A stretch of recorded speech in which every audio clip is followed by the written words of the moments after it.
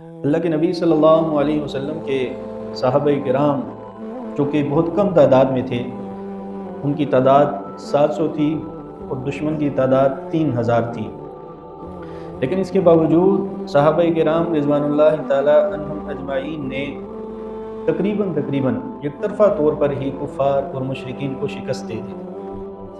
اور کفار اور مشرکین وہ بھاگنا شروع ہو گئے اور انہوں نے میدان جنگ کو چھوڑ دیا۔ اب جب غزوہ احد میں غزوہ بدر میں بھی مسلمانوں کو فتح حاصل ہوئی تھی، تو اس سے مسلمانوں کا اور زیادہ حوصلہ بلند ہوا۔ صحابہ کرام نے خوشی میں جو ہے وہ مال غنیمت جمع کرنا شروع کیا۔ تو اب وہ جو 50 صحابہ کرام تھے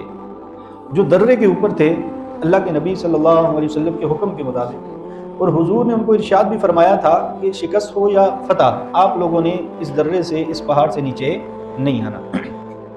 اب وہاں صحابہ کرام رضوان اللہ تعالی اجمعین کا آپس میں رائے کا اختلاف ہوا کہ صحابہ کرام فرمانے لگے کہ حضور کا مقصد یہ تھا کہ فتح ہونے تک یہاں تک ہم، اب تو چونکہ جنگ ختم ہو گئی ہے تو ہمیں فتح مل چکی ہے، تو اب ہمیں نیچے جانا چاہیے اور صحابہ کے ساتھ مدد کرنی چاہیے، مال غنیمت جمع کرنا چاہیے، اور جو زخمی ہیں ان کی بھی ہمیں مدد کرنی چاہیے۔ لیکن حضرت عبداللہ بن جبیر رضی اللہ تعالیٰ جو کہ ان کے امیر تھے، انہوں نے فرمایا کہ نہیں، حضور نے فرمایا تھا کہ فتح ہو یا شکست تم نے یہیں پہ رہنا ہے، تو ہم یہیں پہ رہیں گے، یہاں سے ہم نیچے۔ تو 40 صحابہ کرام وہاں سے نیچے آ گئے۔ ان کی رائے یہ تھی کہ اب تو شکست وہ فتح ہو چکی اور جنگ جو ہے وہ ختم ہو چکی۔ اب یہاں پر دو معاملے ہوئے، ایک تو اللہ کے نبی صلی اللہ علیہ وسلم نے فرمایا تھا کہ یہاں پر رہنا ہے، اور دوسرا جو ان صحابہ کرام کے امیر تھے عبداللہ بن جبیر رضی اللہ تعالیٰ عنہ، انہوں نے بھی فرمایا کہ بھئی اللہ کے نبی کے حکم کے مطابق میرا یہی فیصلہ، یہی رائے ہے کہ ہم یہیں پر موجود رہیں۔ تو اب یہ 10 صحابہ کرام وہاں پر اپنے امیر کے ساتھ رہے اور 40 صحابہ کرام نیچے آ گئے۔ اب اس پہ میں انشاءاللہ العزیز آگے جو ہے وہ بات کروں گا۔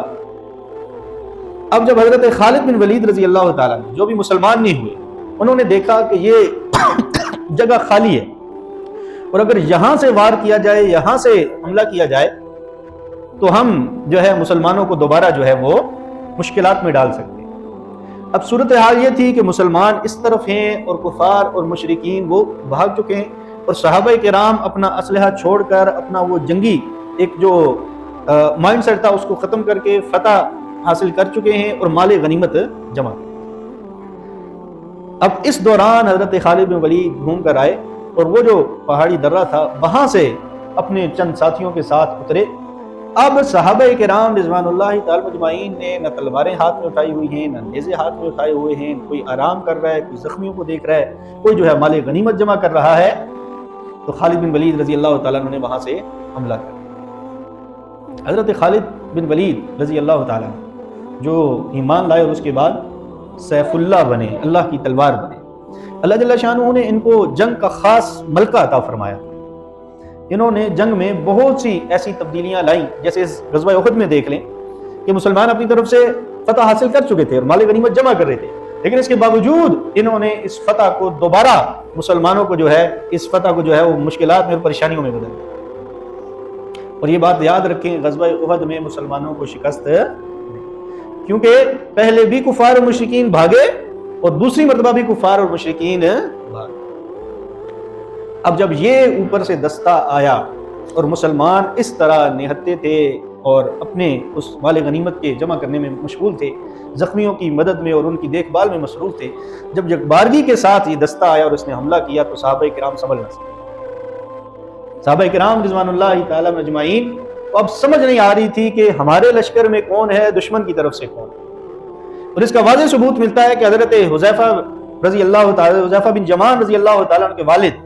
حضرت یمان، وہ اس وقت جب یہ دوبارہ حملہ ہوا مسلمانوں کے ہاتھوں ہی شہید ہوئے،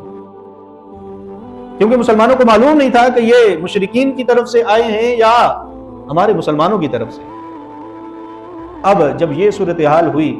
تو حضرت حذیفہ فرماتے ہیں میں نے بہت واویلا کیا، آوازیں لگائیں دور سے، لیکن جب تک میں صحابہ کرام کے اس مجمع تک پہنچتا کہ یہ میرے والد ہیں، دشمن کی طرف سے نہیں ہیں، وہ میرے والد کو جو ہے وہ صحابہ کرام شہید کر۔ اللہ کے نبی صلی اللہ علیہ وسلم نے دیت دینے کا بھی فرمایا کہ یہ چونکہ قتل خطا ہے اور مسلمانوں نے جو ہے وہ غلطی سے کیا تو اس پہ ہم دیت جو ہے وہ دیں گے، لیکن حضرت حذیفہ رضی اللہ تعالیٰ عنہ منع فرمایا اور دعا فرمائی کہ اے اللہ وہ جن کے ہاتھوں سے یہ غلطی ہوئی، یا اللہ ان کی مغفرت فرما، میرے والد کی بھی مغفرت فرما۔